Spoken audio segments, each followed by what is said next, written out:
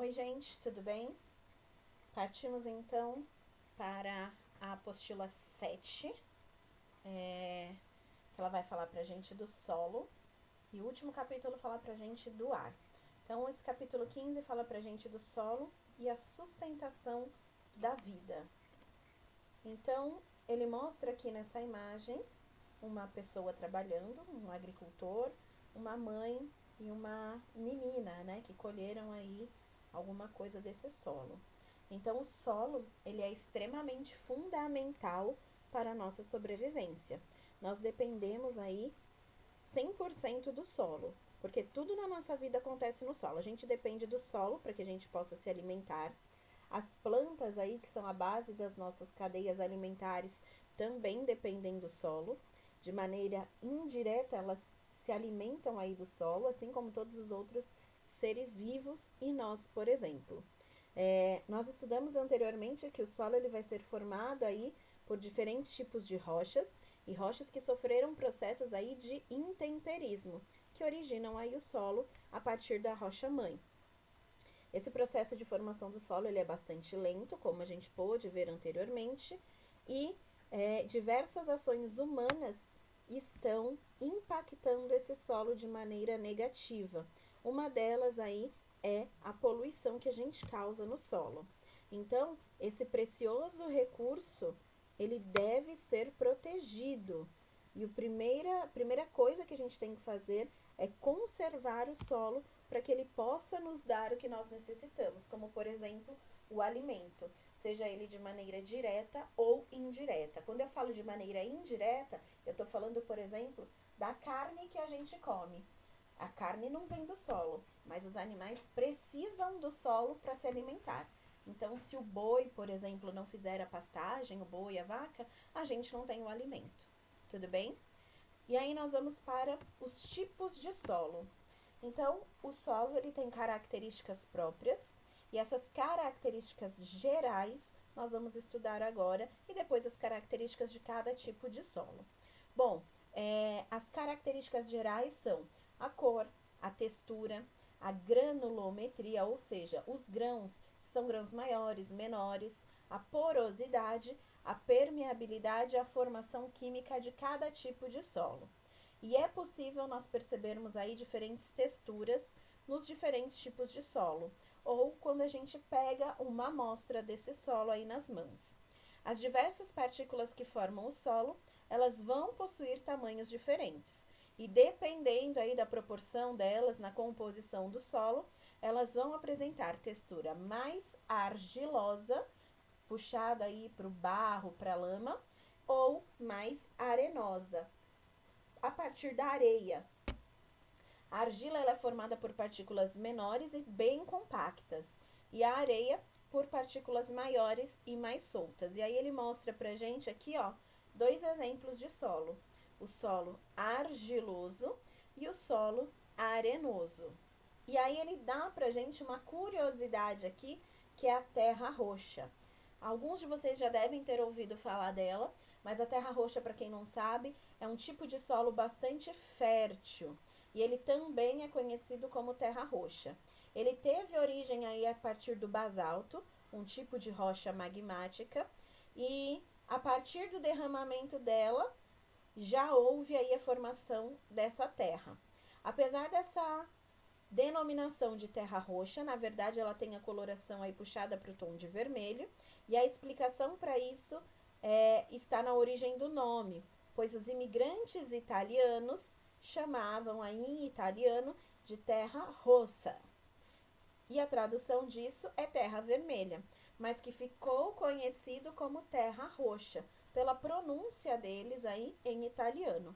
Esse solo foi muito utilizado para a plantação de cafezais, cultivados aí por esses italianos. E esse tipo de terra, ele é bastante encontrado na parte ali de Goiás, no nosso centro-oeste. Ele é bastante encontrado nessa parte.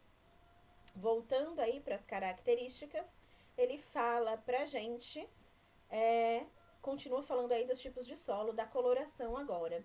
Ele diz assim: quando a gente viaja aí por algumas estradas, nós percebemos cortes feitos aí nos morros e isso possibilita com que a gente veja aí que vão existir camadas de coloração diferente.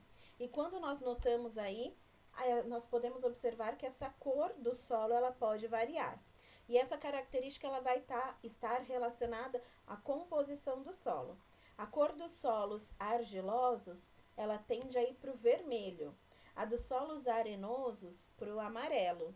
E a dos solos orgânicos ou solo umífero, ela tende para o preto. Aqui a gente tem uma imagem de uma cordilheira a 100 quilômetros de Cusco, lá no Peru. E nós temos aí as diversas cores derivadas do contato dos minerais que formaram os solos. Eu vou aumentar aqui a imagem.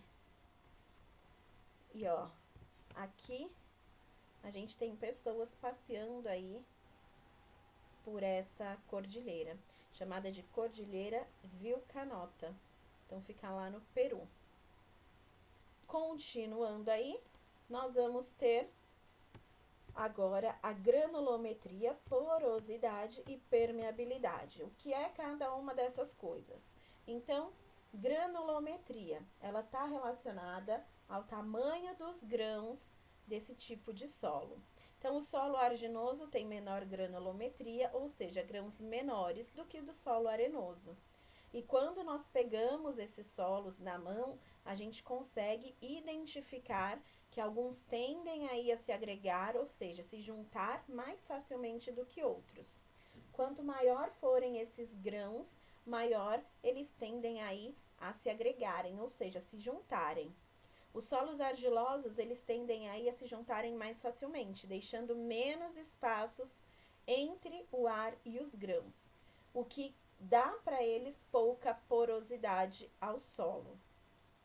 Já as partículas de areia apresentam maior granulometria, ou seja, grãos maiores. E os solos arenosos também eles tendem a ter mais porosidade do que o solo argiloso. Aqui nessa imagem do lado, a gente tem diferentes cores do solo relacionadas aí à sua composição. Lembrando que o mais escuro é aquele solo orgânico ou umífero, que é o mais propício para uma plantação. É o que vai ter mais nutrientes. Bom, a granulometria e a porosidade estão relacionadas à terceira característica, que é a permeabilidade, ou seja, se ele é permeável ou não, a capacidade que ele tem de permitir a passagem da água. Quanto maior forem as partículas na composição do solo, maior será a sua permeabilidade. E além disso, solos com mais matérias orgânicas tendem a reter mais água, ou seja, esse solo umífero que eu falei aqui para vocês. Aqui a gente tem um outro exemplo de solo que consegue fazer aí a permeabilidade da água. É um calçamento com pisos permeáveis que permite a infiltração das águas da chuva. Então, quando chove, esse piso, juntamente aí com a plantação, consegue absorver